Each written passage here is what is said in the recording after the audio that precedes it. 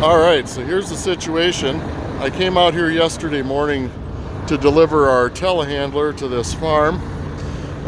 Local auction company is getting ready to host an auction here and needed it to line up some equipment. When I got to the farm, I realized that the air compressor was not keeping the tanks full on the truck, and I was losing air pressure. So it kind of left me stranded, dead in the water. So today I came back with this setup here. I added a T to my emergency line so I could hook in my air compressor. And over on this side, got my little portable air compressor hooked up to my generator, feeding the truck.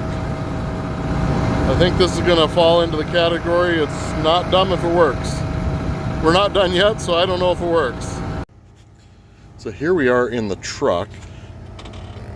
As you can see, the air gauges are slowly coming up. Because the air pressure is so low, I'm having to hold in the emergency valve.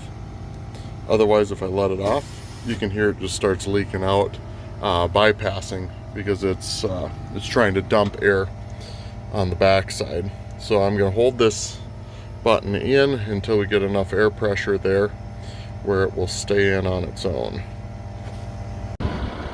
Alright, got the pickup loaded on the trailer. Wasn't a flawless plan. Filling through the emergency valve on here, because of whatever issue we have going on in the truck, it did not fill tank 2.